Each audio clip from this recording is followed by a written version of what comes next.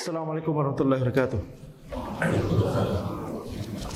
Innal hamdalillah nahmaduhu wa nasta'inuhu wa nastaghfiruh wa na'udzu billahi min shururi anfusina wa min sayyiati a'malina may yahdihillahu fala mudilla lahu wa may yudlil fala hadiya lahu wa asyhadu an la ilaha illallah wahdahu la syarika lahu wa asyhadu anna Muhammadan abduhu wa rasuluh. Allahumma shalli wa sallim ala sayyidina Muhammad wa ala alihi wa sahbihi ajma'in, amma ba'd. Insyaallah kita lanjutkan pembahasan kitab Al-Qawaidul Muthla fi Sifatillahi wa Asma'ihi Al-Husna karya Syekh Al-Utsaimin rahimahullah taala, di mana kita sebelumnya telah membahas tentang sifat subutiyah dan sifat salbiyah, yaitu sifat Allah Subhanahu wa taala di dalam Al-Qur'anul Karim dan sunnah Nabi Muhammad SAW itu terbagi menjadi dua, yaitu sifat subutiyah dan sifat salbiyah. Sifat subutiyah maksudnya adalah sifat yang ditetapkan oleh Allah dan Rasulnya SAW. Jadi subut, yakni subutiyah, subut bermakna kita harus menetapkan sifat tersebut. Kita harus meyakini sifat tersebut, karena sifat tersebut disebutkan di Al-Quran dan di As-Sunnah.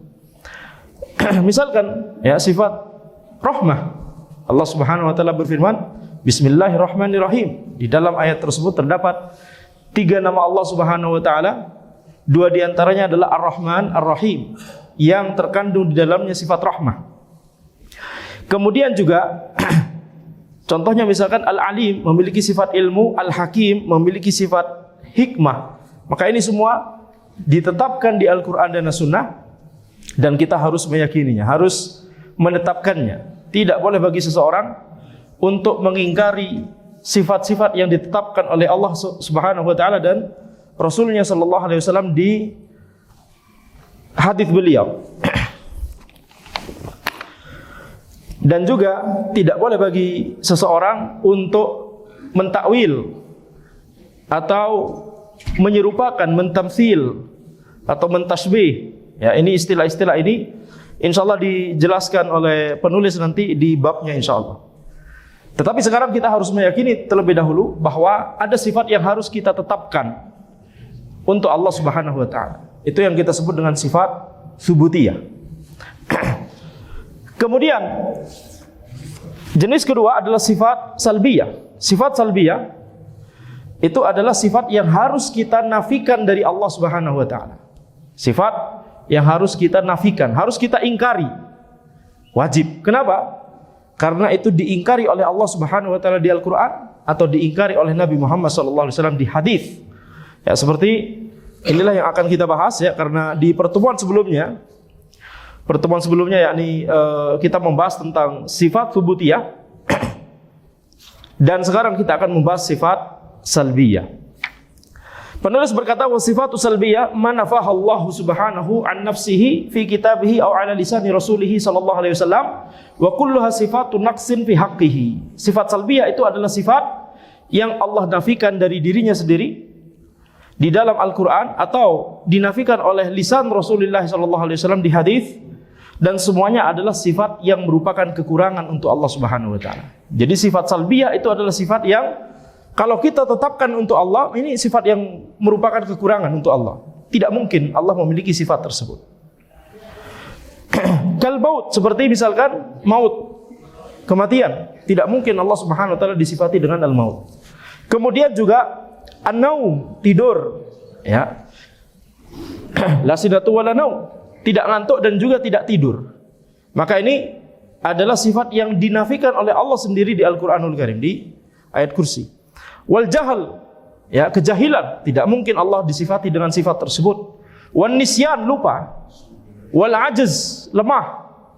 Wal ta'ab, lelah. Nah, ini adalah sifat-sifat yang tidak mungkin dimiliki oleh Allah Subhanahu wa taala. Tidak mungkin zat yang maha sempurna tapi kemudian ternyata memiliki sifat tersebut, tidak mungkin. Maka ini adalah sesuatu yang tidak mungkin secara akal dan juga tidak mungkin secara dalil. Fayajibun nafyuha 'anillahi ta'ala lima sabaq, maka wajib untuk menafikan sifat-sifat tersebut dari Allah sebagaimana telah dijelaskan sebelumnya bahwa di pertemuan sebelumnya penulis menjelaskan bahwa Allah Subhanahu wa taala memiliki sifat-sifat yang sempurna, tidak mungkin kalau kemudian ternyata ada sifat Allah Subhanahu wa taala yang kemudian merupakan sifat kekurangan. Ma'a itsbati diddiha 'alal wajhil akmal. Sekarang kalau yang tadi sifat subutiyah, yang harus kita wajib lakukan adalah meyakininya sesuai dengan apa yang disebutkan di dalil, sesuai dengan makna zahir dari lafaz tersebut. Misalkan ya, ketika misalkan kita membicarakan tentang rahmat Allah tadi, Ar-Rahman, Ar-Rahim, dua nama Allah Subhanahu wa taala yang memiliki sifat rahmah, ya, dua nama Allah Subhanahu wa taala yang memiliki sifat rahmah, maka kita tidak boleh kemudian mentakwil sifat rahmah, meyakini sifat rahmah sebagai misalkan yang disebutkan di sebagian literatur Islam, dan itu adalah merupakan kesalahan. Rahmah Allah adalah kehendak Allah untuk memberikan kebaikan kepada orang yang berbuat baik. Nah, ini mentakwil. Ini namanya mentakwil. Kenapa? Sifat rahmah dipahami sebagai sifat kehendak, sifat iradah. Sifat rahmah Allah itu adalah satu sifat, sifat iradah Allah adalah sifat yang lain. Ini dua sifat Allah Subhanahu wa taala yang tidak boleh kita campur adukkan. Sehingga ketika sebagian orang menerjemahkan, bukan menafsirkan, ya, menafsirkan dan kemudian menerjemahkan bahwa rahmah itu maknanya adalah kehendak Allah untuk memberikan kebaikan kepada orang yang berbuat baik, iradatul khair minallahi subhanahu wa ta'ala ila ahlil khair. Ini adalah takwil sebagaimana disebutkan di tafsir Baikuni misalkan. Ya, antum buka ayat pertama di mushaf tafsirnya sampai tafsir dari Ar-Rahman Ar-Rahim, maka disebutkan definisi rahmah di situ. Yang itu merupakan takwil yang menyimpang. Maka ini tidak boleh untuk dilakukan, ya, ini tidak boleh untuk dilakukan. Nah, sekarang itu yang wajib untuk kita yakini di sifat subutiyah. Kita tetapkan sifat tersebut untuk Allah tanpa mentakwil, tanpa mentaktil. Taktil itu mengingkari, tanpa mentasbih dan mentamthil, menyerupakan dengan makhluk Allah Subhanahu wa taala, tidak boleh. Kemudian untuk sifat salbiyah, sifat yang penuh kekurangan tadi, ketika itu disebutkan di dalil Al-Qur'an dan As-Sunnah, ya, Allah menafikan sifat ngantuk dan sifat tidur dari Allah Subhanahu wa taala, kita juga harus meyakininya. Kita juga harus menafikan sifat yang penuh kekurangan tersebut. Tapi tidak hanya ini. Ada kewajiban yang kedua, yaitu apa? Meyakini sebaliknya untuk Allah Subhanahu wa taala. Ini yang disebut oleh penulis, ma'ithbati diddiha 'alal wajhil akmal. Menetapkan yang sebaliknya, berarti sebaliknya dari sifat yang penuh kekurangan adalah sifat yang penuh kesempurnaan. Menetapkan sifat yang sebaliknya ini untuk Allah Subhanahu wa ta'ala. Tidak cukup hanya menafikan saja, tapi juga harus menetapkan apa yang merupakan sebaliknya untuk Allah Subhanahu wa ta'ala. Karena itu tujuan Allah menafikan sifat tersebut di Al-Quran dan As-Sunnah. Tujuannya adalah supaya kita mengetahui bahwa Allah Subhanahu wa ta'ala memiliki sifat yang sebaliknya yang penuh kesempurnaan. Jadi seperti misalkan di ayat kursi, la sinatu wala naum, tidak ngantuk dan juga tidak tidur. Maka tidak boleh kita cuma meyakini, khalas Allah tidak ngantuk dan tidak tidur. Harus kita meyakini apa sebaliknya. Yakni berarti Allah Subhanahu wa taala memiliki sifat haya, sifat kehidupan dengan kehidupan yang sempurna. Dengan kehidupan yang tidak dijangkiti oleh ngantuk dan juga tidur. Dan itu adalah sesuatu yang merupakan kelemahan. Betul tidak? Maka ini adalah dua hal yang harus kita yakini tentang sifat salbiyah. Kita harus menafikan sifat salbiyah tersebut sebagaimana itu dinafikan di Al-Quran dan As-Sunnah. Kemudian yang kedua, kita harus menetapkan kebalikan dari sifat salbiyah tersebut yang merupakan sifat yang penuh kesempurnaan kepada Allah Subhanahu wa taala. Wa dzalika li anna ma nafahu Allah taala an nafsihi fal muradu bihi bayanun tifaihi li thubuti kamali diddihi la li mujarradi nafihi. Itu karena apa yang dinafikan oleh Allah dari dirinya sendiri, maka maksudnya adalah, ini berarti kita membahas tentang maksud syariat. Kalau kita membahas maksud syariat, maqasidus syariah, di dalam ilmu fikih misalkan, banyak kita bisa bahas di dalam ilmu fikih. Misalkan di antara maksud syariat dari puasa Ramadan itu adalah untuk menjadikan orang supaya semakin bertakwa kepada Allah Subhanahu wa taala. Sehingga ketika seseorang melaksanakan ibadah puasanya, menghabiskan waktunya dengan tidur saja, ya habis sahur, kemudian sholat subuh, tidur lagi, nanti zuhur, bangun, sholat, tidur lagi, asar, bangun, sholat, tidur lagi, menjelang maghrib baru kemudian semangat, kemudian jalan-jalan, nunggu Allah musta'an ya nih. Kemudian buka puasa, kemudian sholat maghrib. Maka walaupun secara fikih bisa jadi kita sebut puasanya sah, akan tapi ibadahnya tersebut tidak sesuai dengan maksud syariat. Mengapa? Karena ibadah puasanya justru dihabiskan dengan tidur, bukan untuk malah beribadah kepada Allah Subhanahu wa taala. Ketika Ramadan yang disibukkan adalah ngatur jadwal. Ini kapan anak reuni sama ini buka bersama dan ini dan seterusnya. Ya, kemudian di tempat mana, booking dan sana sini dan seterusnya. Sibuk dengan itu, bukan malah menyibukkan diri dengan ketakwaan kepada Allah Subhanahu wa taala. Jadi walaupun secara fikih mungkin puasanya sah, akan tapi secara maksud syariat dia tidak memenuhi maqasidus syariah yang Allah kehendaki, yang Allah maksudkan dari ibadah puasa tersebut. Maka demikian pula di sini ketika Allah Subhanahu wa taala menjelaskan sifat-sifat salbiyah di Al-Qur'an dan As-Sunnah, maka maksudnya adalah untuk menjelaskan bahwa kebalikan dari sifat salbiyah ini itu adalah sifat yang penuh kesempurnaan, itulah yang dimiliki oleh Allah Subhanahu wa taala. Jadi tidak sekedar menafikan sifat salbiyah, bukan sekedar itu tujuannya, tapi tujuannya adalah untuk memahamkan kita bahwa Allah Subhanahu wa taala ya memiliki sifat yang penuh kesempurnaan yang kebalikan dari sifat salbiyah tersebut. Misalkan Allah Subhanahu wa taala di hadis qudsi disebutkan bahwa Allah Subhanahu wa taala tidak menzalimi para hambanya. Ya, ini haramtu dzulma ala nafsi, sungguh aku mengharamkan kezaliman terhadap diriku sendiri. Nah, ini berarti Allah Subhanahu wa taala menafikan sifat yang penuh kecacatan ini, yaitu zalim, kepada Allah Subhanahu wa taala. Jadi Allah tidak zalim. Ini sifat salbiyah. Harus kita menafikan juga bahwa Allah tidak zalim, tapi juga kita harus menetapkan yang sebaliknya. Apa kebalikan dari sifat zalim? Adil. Bahwa Allah Subhanahu wa taala itu yakni maha adil kepada para hambanya.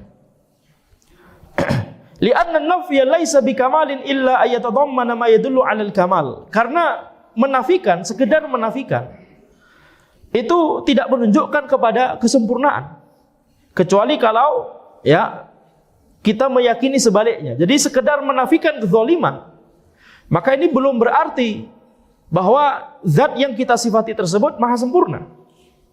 Belum tentu. Ya, secara yakni apa namanya, akal logika yang sehat begitu ya. Sekedar menafikan sifat yang penuh sifat yang penuh kecacatan belum berarti kita menisbatkan sifat yang penuh kesempurnaan kepada zat tersebut.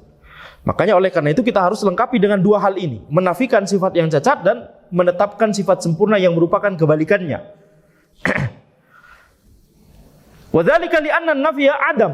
Ya, karena sekedar menafikan itu adalah adam, yakni sebuah ketiadaan saja kita menafikan bahwa ini tidak zalim misalkan. Ini berarti sekedar ketiadaan sifat zalim terhadap zat tersebut. Wal adam laisa bi syai'in fadlan an yakuna kamalan. Sedangkan ketiadaan itu tidak bisa menjadi kesempurnaan, kata Syekh Al-Utsaimin rahimahullah. Jadi di sini penulis menggunakan akal logika sekarang sebelum nanti kita masuk kepada dalil-dalil. Supaya apa? Supaya kita bisa menerima akidah ini dengan lebih baik. Dan karena orang yang menyimpang dalam bab ini biasanya mereka hanya menggunakan akal logika, tapi akal logika yang tidak sesuai dengan dalil. Wali anna an-nafya qad yakunu li'adami qabiliyatil mahal. Wali anna an-nafya qad yakunu li'adami qabiliyatil mahal lahu fala yakunu kamalan kama law qulta al-jidaru la yazlim. Karena sekedar menafikan itu bisa jadi karena zat tersebut tidak mampu, memang tidak bisa untuk melakukan hal tersebut, sehingga ini tidak bisa menjadi sebuah makna kesempurnaan. Contohnya misalkan perkataan orang al-jidaru la yazlim, tembok itu tidak bisa menzalimi. Tapi kita menafikan sifat zalim dari tembok. Tapi apakah berarti kemudian tembok tersebut memiliki sifat sempurna yang merupakan kebalikan dari kezaliman, yakni keadilan? Tidak, betul tidak. Ketika kita mengatakan tembok ini tidak bisa menzalimi orang, tidak bisa mukul orang, tidak bisa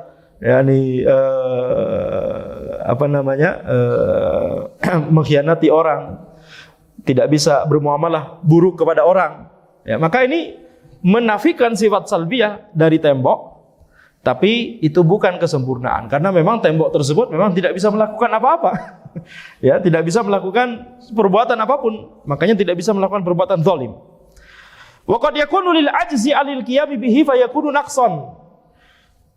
Sekedar menafikan itu bisa jadi karena dia tidak mampu. Dia sebenarnya bisa melakukan perbuatan tersebut tapi tidak mampu untuk melakukannya. Sehingga ini merupakan kecacatan. Contohnya misalkan kama fi qouli syair, seperti perkataan dari penyair, Kubayyilatun la yaghduruna bi dhimmatin wa la yazlimuna an-nasa habbata khardalin. Ada suatu kabilah yang tidak pernah mengkhianati perjanjian apapun. Wa la yazlimuna an-nasa habbata khardal, dan tidak juga menzalimi manusia walaupun sebesar biji sawi. Maka ini apa? Ini adalah perkataan orang menjelaskan tentang suatu kabilah atau suatu suku yang tidak bisa berkhianat, tidak bisa menzalimi orang lain, tidak bisa melanggar perjanjian. Kenapa demikian? Karena kabilah tersebut bukan karena mereka, yakni jadi ini syair ini menjelaskan tentang suatu kabilah, jadi nyata, yaitu Bani Ajlan.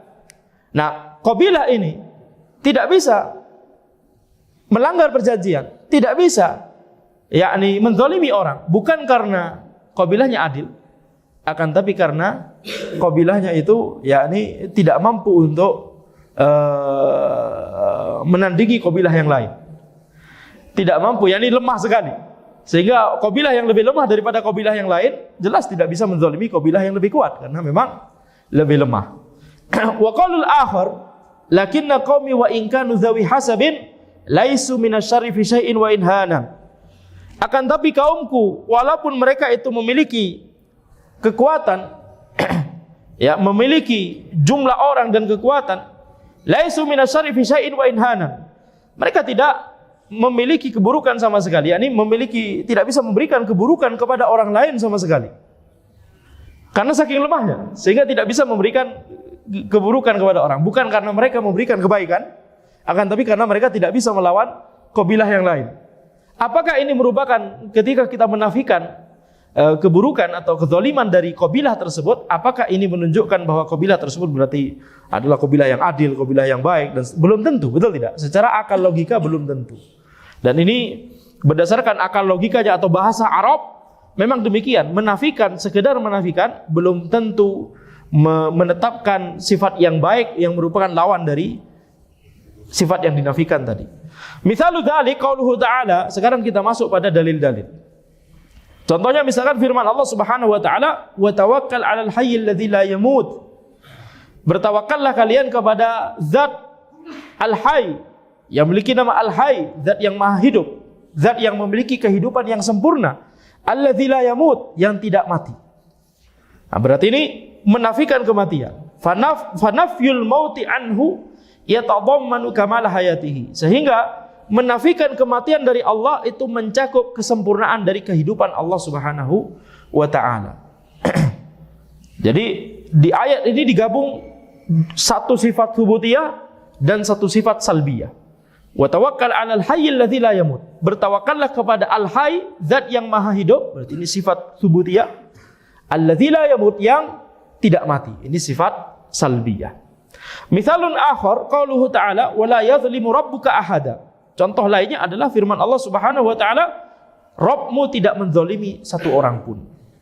Fanafyu dzulmi anhu yatadammanu kamala adli. Maka ayat ini menafikan kezaliman dari Allah Subhanahu wa taala. Nah, wajib bagi kita untuk menetapkan sifat yang merupakan kebalikan dari kezaliman kepada Allah, yaitu sifat adil tadi.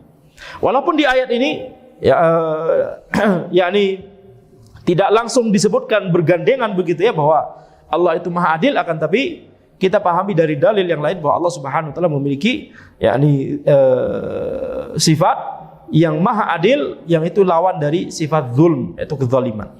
Misalun tsalits, contoh yang ketiga, qauluhu ta'ala, "Wa ma kana Allahu liyu'jizahu min syai'in fis samawati wala fil ard." Tidaklah ada sesuatu di langit dan di bumi yang bisa melemahkan Allah Subhanahu wa taala. Ini makna dari ayat ini. Fanafyul ajzi anhu yatadammanu kamala ilmihi wa qudratihi. Jadi di ayat ini sifat salbiyah yang dinafikan adalah sifat ajaz, yaitu lemah. Tidak ada sesuatu pun di langit dan di bumi yang melemahkan Allah Subhanahu wa taala, yang bisa melemahkan Allah, liyu'jizahu, yang bisa melemahkan Allah Subhanahu wa taala. Maka ini berarti apa? Ini berarti bahwa menafikan sifat lemah dari Allah itu berarti kita harus meyakini sifat yang merupakan kebalikan dari sifat lemah. Apa itu? Kata penulis, sifat yang merupakan kebalikan dari sifat lemah ada dua, yaitu sifat ilmu dan sifat qudrah, kekuatan Allah Subhanahu wa taala. Walihadza qala ba'dahu, itu mengapa Allah Subhanahu wa taala berfirman setelah ayat tadi, langsung di ayat yang sama, innahu kana aliman qadira. Sungguhnya Allah Subhanahu wa taala adalah zat yang maha berilmu, maha mengetahui dan maha mampu. Qadir, maha mampu atau maha memiliki kekuatan yang sempurna, yang tiada tara, tidak ada bandingannya. Li'anal ajza sababuhu immal jahal bi asbabil ijad wa imma qusulul qudrati anhu. Karena yang namanya lemah itu bisa jadi karena dia, misalkan kita bicara orang ya, misalkan seseorang disifati dengan sifat ajaz atau lemah karena dia tidak tahu sebab yang bisa melemahkan dia, tiba-tiba yakni dia memiliki atau dia mendapatkan kelemahan tersebut ya, misalkan tiba-tiba diserang oleh orang misalkan ya, bahkan walaupun ini adalah orang yang mulia, misalkan Umar radhiyallahu anhu, Umar al-Khattab radhiyallahu anhu ketika Abu Lu'lu'ah yakni menyerang Umar radhiyallahu anhu setelah salat subuh pada waktu atau sebelum ya, saat salat subuh pada waktu itu, maka Umar tidak mengetahui, betul tidak mengetahui adanya serangan tersebut, serangan tiba-tiba.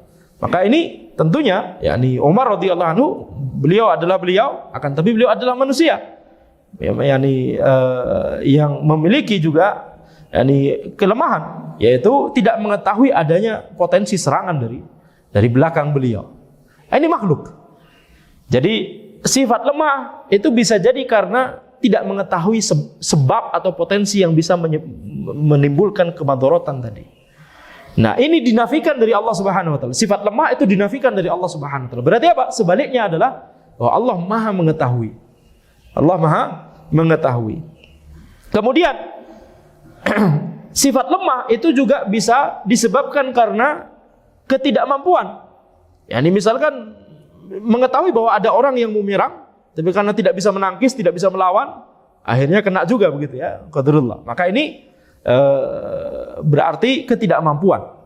Maka ketika Allah Subhanahu wa taala menafikan sifat lemah dari dirinya, maka itu berarti kita harus meyakini sebaliknya, yaitu Allah Subhanahu wa taala memiliki sifat qudrah yang sempurna, sifat kekuatan, kemampuan, kekuasaan Allah Subhanahu wa taala yang sempurna. Makanya tadi lanjutan ayatnya adalah innahu kana aliman qadira. Sungguhnya Allah Subhanahu wa taala Maha berilmu dan Maha mampu. Dan di sini yakni kalau kita membaca ayat-ayat Al-Qur'an, seringkali di akhir ayat disebutkan tentang nama-nama Allah Subhanahu wa taala, innahu kana aliman hakima, innahu kana aliman qadira dan seterusnya. Itu berarti ada rahasia di situ. Berarti ayat tersebut atau rangkaian ayat sebelumnya itu ada kaitannya dengan nama Allah yang disebutkan di situ. Ada kaitannya dengan nama Allah yang disebutkan di situ. Sehingga wajib bagi kita untuk mentadabburi ya, apa kandungannya, apa hubungannya. Dan tentunya semakin seseorang itu berilmu, semakin seseorang itu memiliki pemahaman yang baik terhadap ilmu syar'i, maka semakin dalam pula kandungan yang bisa diambil dari ayat-ayat tersebut.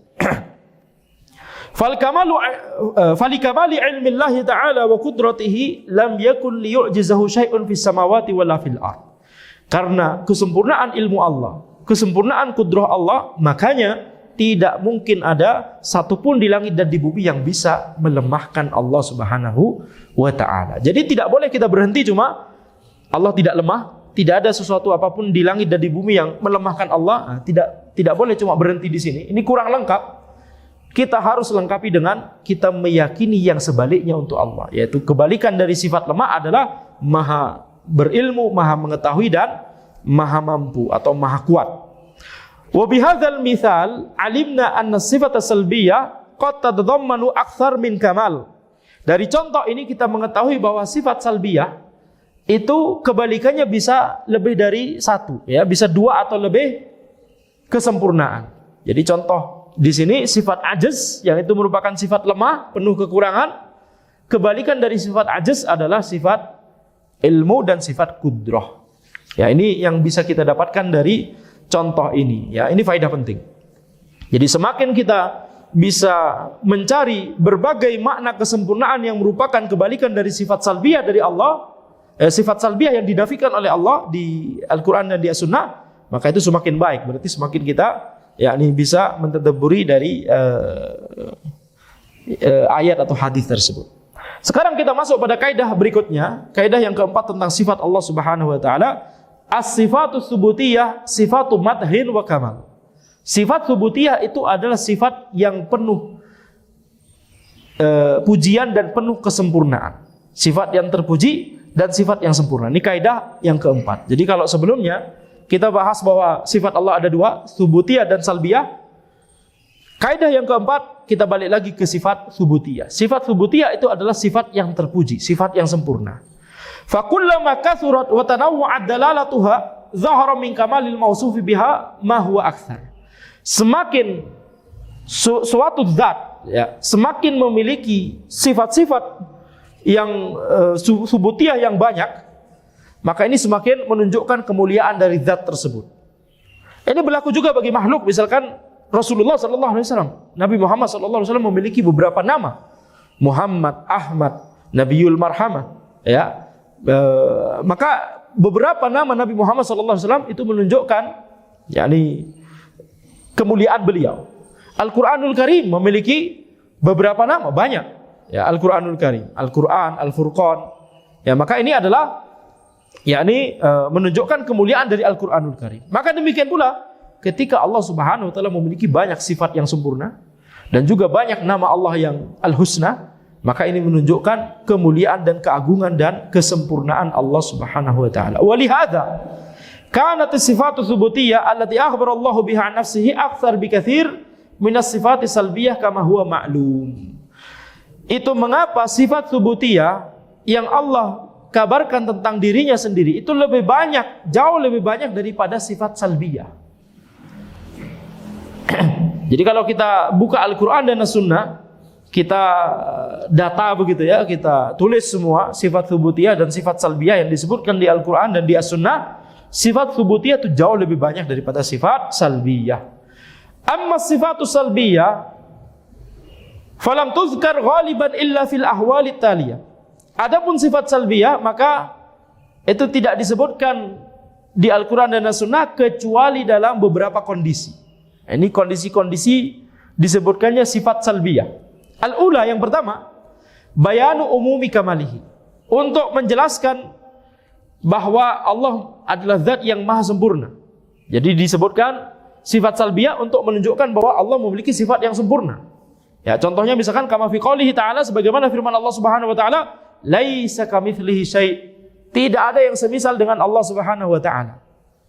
Ya, tidak ada yang semisal dengan Allah. Ini berarti apa? Menafikan permisalan untuk Allah. Berarti apa? Berarti Allah maha sempurna secara umum, maha sempurna, berarti enggak ada tandingannya, enggak ada semisalnya. Walam yakul lahu kufuwan ahad di Al-Ikhlas. Walam yakul lahu kufuwan ahad. Tidak ada satu tandingan, satu zat pun yang sekufu, yang sebanding dengan Allah Subhanahu wa taala. Berarti apa? Berarti Allah maha sempurna secara umum, berarti enggak ada bandingannya sama sekali. Ini berarti apa? Menunjukkan kemuliaan dan kesempurnaan secara umum. Ini kondisi pertama. Kondisi kedua, nafyu madda'ahu fi haqqihi al-kadzibun, menafikan apa yang diklaim oleh orang-orang yang mendustakan Allah Subhanahu wa taala. Kama fi qoulihi an da'u lirrahmani walada wa ma yanbaghi lirrahmani ayyattakhidha walada. Allah Subhanahu wa taala berfirman, orang-orang kafir itu mereka mengklaim bahwa Allah Ar-Rahman itu memiliki anak. Wa ma yanbaghi lirrahmani ayyattakhidha walada. Tidak pantas, tidak mungkin, tidak sesuai dengan kemuliaan dan keagungan Allah Subhanahu wa taala. Ya, tidak sesuai dengan keagungan dan kemuliaan Ar-Rahman untuk mengambil anak. Ya, wa ma yanbaghi lirrahmani ayyattakhidha walada. Tidak pantas, tidak mungkin. Tidak sesuai dengan kemuliaan dan keagungannya untuk kemudian mengambil anak. Ini berarti apa? Ini berarti untuk menangkal syubhat dari orang-orang kafir. Ya, dan kalau kita melihat syubhat-syubhat yang ditangkal oleh Al-Qur'an dan As-Sunnah, maka itu sudah, yakni syubhat tersebut akan walaupun sudah jelas dinafikan di Al-Quran dan di As-Sunnah, dibantah di Al-Quran dan As-Sunnah, tapi syubhat tersebut nanti akan bereproduksi, yakni recycle, akan muncul walaupun misalkan bisa dalam syubhat yang sama dengan redaksi yang sama atau dengan redaksi yang sedikit berbeda tapi esensinya sama. Nah, ini kebanyakan kita melihat syubhat-syubhat yang beredar dari zaman ke zaman itu cuma berkisar di situ-situ saja, dan itu sudah dibantah langsung di Al-Quran dan di As-Sunnah. Kemudian kondisi yang ketiga, ats-tsalitsah, daf'u tawahhumi naqsin min kamalihi fi ma yata'allaqu bi hadzal amril muayyan, yaitu menghilangkan tawahhum, menghilangkan kemungkinan orang berpikir sifat lemah untuk Allah Subhanahu wa taala. Jadi kemungkinan saja kalau yang sebelumnya itu beneran sudah terjadi, beneran ada orang yang mengucapkannya, syubhat ini sudah terlontarkan, dibantah oleh Al-Quran dan As-Sunnah. Nah, kondisi yang ketiga, untuk menangkal kemungkinan orang berpikir, belum pernah dipikirkan, belum pernah terpikir, akan tapi untuk menangkal pikiran tersebut muncul, maka kemudian dibantah oleh Al-Quranul Karim dan As-Sunnah. Sebagaimana dalam firman Allah Subhanahu wa taala, "Wa ma khalaqnas samawati wal arda wa ma bainahuma la'ibin." Tidaklah kami ciptakan langit dan bumi dan apa yang di antara keduanya la'ibin, yakni dengan sia-sia, tanpa hikmah, yakni seperti main-main saja. Diciptakan kemudian ditinggalkan begitu saja. Diciptakan kemudian tidak ada pertanggungjawaban nanti di akhirat. Diciptakan kemudian nanti tidak ada pengadilan dari Allah Subhanahu wa taala. Khalas, dibiarkan begitu saja. Maka ini di zaman Nabi Muhammad SAW tidak ada yang memikirkannya, tapi dibantah oleh Al-Quran dan As-Sunnah untuk menutup jalan tersebut supaya jangan ada orang yang berpikir ke arah sana. Tapi setelah beberapa generasi setelahnya, ya, terutama di generasi di mana sains sudah maju begitu ya, maka kemudian orang banyak berpikir, banyak yang meyakini bahwa yakni ini sebagian pemikiran teologi asalnya dari orang kafir yang mereka punya teori bahwa God, kalau kita pakai istilah mereka, menciptakan alam semesta, kemudian menciptakan semuanya, kemudian khalas. Tidak diatur, tidak diberikan rezeki, tidak ada intervensi sama sekali. Khalas. Habis itu tidak ada pengadilan dari Allah Subhanahu wa taala di akhirat. Nah, ini berarti apa? Ini berarti apa? Ini tepat sekali syubhat yang ditangkal dari awal oleh Al-Quranul Karim di ayat ini. Tidaklah kami ciptakan langit dan bumi dan apa yang di antara keduanya la'ibin, yakni dengan sia-sia. Sebagian orang yang tersesat ya, ketika mereka berusaha mengingkari teori evolusinya Darwin, yang mengatakan bahwa yakni manusia ini berasal dari satu keluarga, berasal dari akar yang sama, yang kemudian akarnya sama tapi kemudian kalau ke arah sini jadi manusia, kalau ke arah sini jadi kera gitu ya. Maka ini satu paket dengan pemahaman yakni ateisme begitu ya, tidak ada zat yang menciptakan alam semesta ini, semuanya itu merupakan evolusi saja. Maka ada sebagian orang yang berusaha untuk mengcounter teori ini. Kemudian yakni dengan tetap ingin meyakini bahwa ada Tuhan yang menciptakan. Ini bukan yakni awalnya akidah ini bukan dari muslim, ini dari orang kafir. Jadi mereka ingin mengcounter teori ateisme tersebut, ya, evolusi yang dibarengi dengan ateisme tersebut, mereka ingin hilangkan ateismenya, tapi tetap mengakomodasi evolusinya. Sehingga mereka mengatakan bahwa ada God yang menciptakan alam semesta tersebut, tapi habis itu, ya, tidak ada intervensi sama sekali, dibiarkan, kemudian akhirnya ada evolusi. Maka dia berusaha menghindari kesesatan dengan cara masuk kepada kesesatan berikutnya.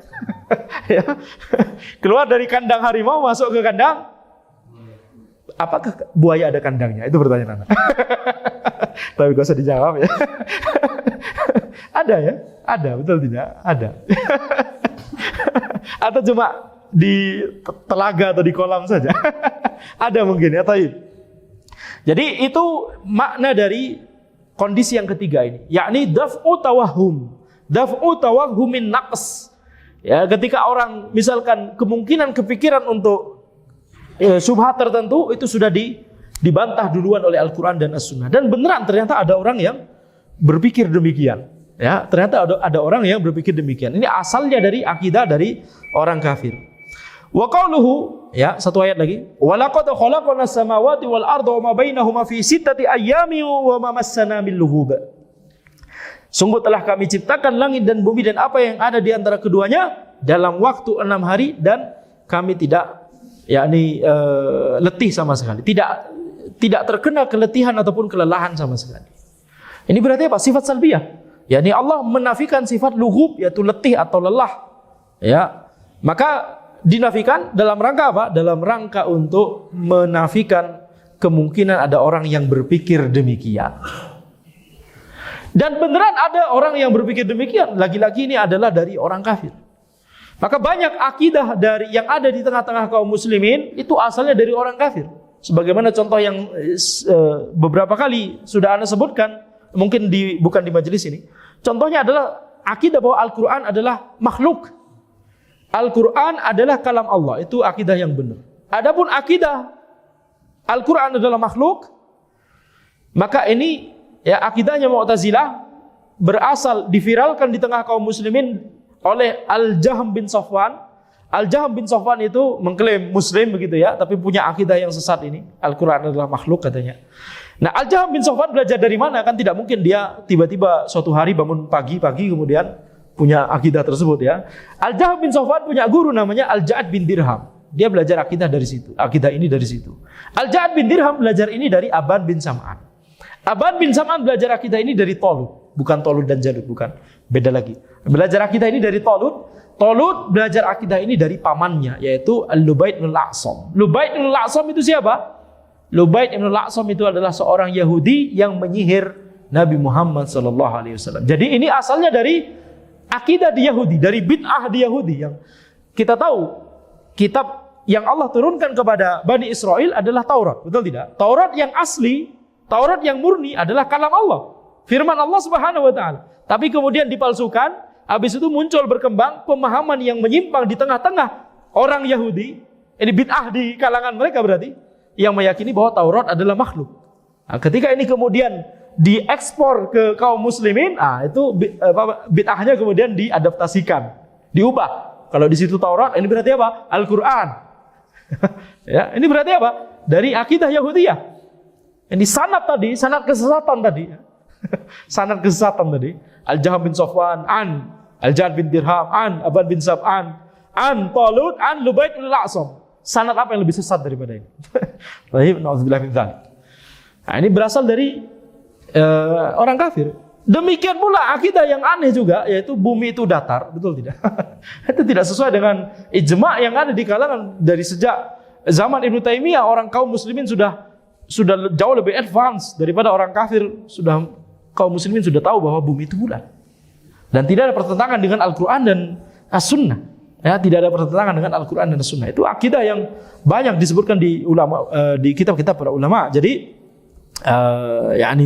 itu semuanya berasal dari orang kafir kemudian diekspor dan ditelan mentah-mentah oleh kaum muslimin gara-gara nonton YouTube misalkan ya Flat Earth 101 atau apa jadi ya, itu berasal dari orang kafir. Maka ya ini pelajaran penting yang harus kita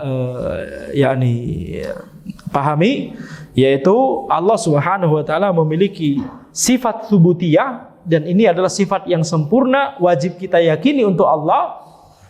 Kemudian ada sifat salbiyah yang Allah nafikan dari Allah di Al-Quran dan di As-Sunnah. Karena sifat salbiyah tersebut adalah sifat yang penuh kelemahan. Tidak boleh kita cuma menafikan saja, tapi juga kita harus menetapkan yang merupakan kebalikan dari sifat salbiyah tersebut untuk Allah Subhanahu wa ta'ala. Demikian yang bisa kami sampaikan di pertemuan kita kali ini. Insya Allah di pertemuan berikutnya kita akan membahas pembagian yang lain dari sifat Allah. Jadi sifat subutiyah Allah itu nanti terbagi menjadi dua. Ada sifat zatiyah dan sifat fi'liyah. Nanti kita akan bahas juga akidah yang lurus dalam masalah ini dan juga contoh akidah yang menyimpang tentang masalah tersebut. Insya Allah di pertemuan berikutnya. Ya, nah itu tidak cukup kalau kita jelaskan. Jadi insya Allah di pertemuan berikutnya. Demikian yang bisa Anda sampaikan. Silahkan kalau ada pertanyaan.